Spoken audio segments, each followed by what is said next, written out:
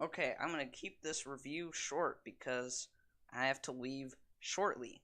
But I wanted to talk about Us, Jordan Peele's latest film, a follow up to his 2017 masterpiece, in my eyes, Get Out, a movie that's sure to become iconic if it already hasn't.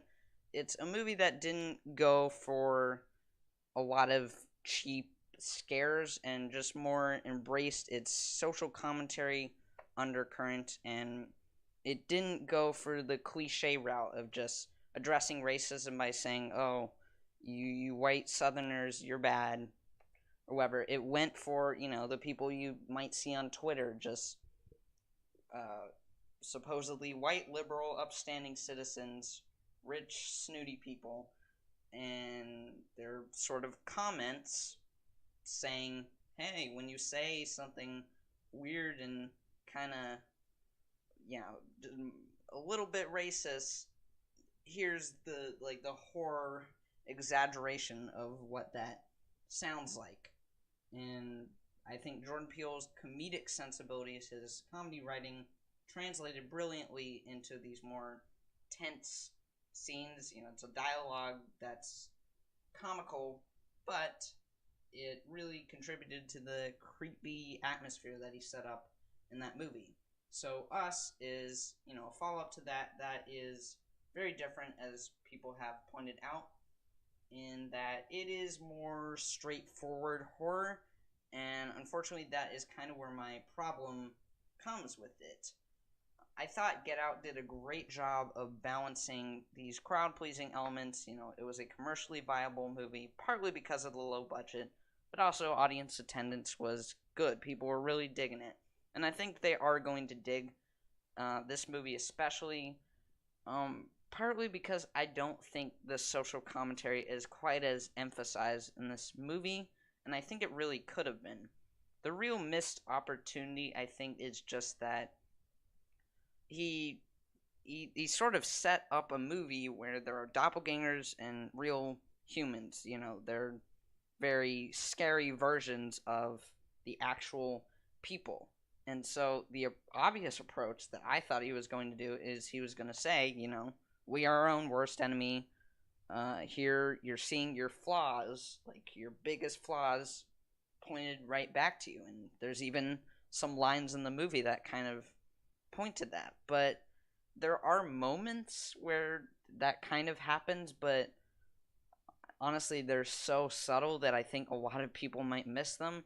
And I just kind of thought maybe the movie would go for that more and would provide some more emotional resonance to the movie. But instead, I think Jordan Peele, particularly in the third act, goes for this broad message about the entire country, blah blah blah.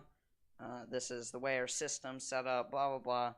And I liked some of that stuff, but I do also think he should have been made it more personal, family level, particularly because it's a low budget. So you're not gonna have a ton of extras roaming around. They can just do whatever with. And I don't know, keeping it on down low, keeping more small scale, and sort of addressing just personal, emotional issues would have really helped the movie. I think, particularly with this concept. And the social commentary I would describe as being in spurts in the movie, but not being as much of an undercurrent as Get Out was. Get Out, the social commentary is influences the characters, the story, everything. And in a way, it made it less subtle and it made it, kind of accessible.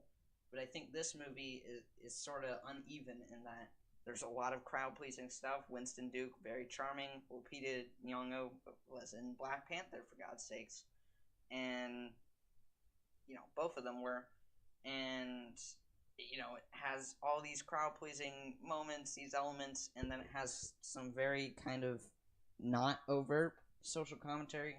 And I guess that's both a criticism and a compliment, but it just didn't completely flow for me thematically. But I'd need to rewatch the movie to soak up more of what he has to say.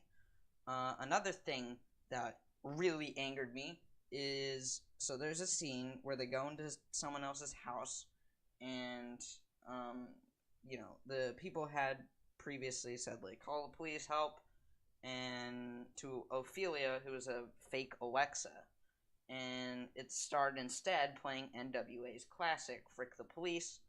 There's also I Got Five in it in the movie, a lot of hip-hop stuff, but one hip-hop song that is missing, and I think could have been the representation of this entire movie thematically, is The Real Slim Shady by Eminem. Where is this movie, Jordan Peele? Where is this song? It literally says, I'm Slim Shady, yes, I'm the real Shady, all you other Slim Shadys are just imitating, so won't the real Slim Shady please stand up? Please stand up. Please stand up. The song's literally about imposters, and it's not in this movie. So, everyone go tweet at Jordan Peele, where's the real Slim Shady? Recut the movie. Put Slim Shady in the movie. I mean, come on. Eminem is hot right now with masterpieces such as Venom. Like, I mean, come on. How can you not have him in this movie? Also, I think Pitbull should have done the entire score. No. Yeah. Besides that, well-directed horror movie, reasonably scary. Most horror movies don't really scare me, so that's not something I can really comment that much on. All the actors were quite good. The doppelgangers especially were creepy as heck. Oh my god, especially Lupita. And the girl, the little girl, her smile was like, it's gonna haunt my dreams. For sure. So, I would recommend seeing this movie. It's another hit for Jordan Peele. Again, it's a stepping stone for just greater things that he could do. He can take over the world for all I care. Because he's doing good stuff over at Monkey Paw Productions. I'm excited for the upcoming Twilight Zone reboot. And I still need to watch that documentary series on Amazon Prime, about Lorena Bobbitt. I know he just produces that, but I want to see everything Jordan Peele, except Toy Story 4. I won't go that far. So yeah, leave a like if you enjoyed this video, subscribe, and ring the bell if you're interested in the rest of my content for some reason. And as always, I will see you next video. Mighty roar.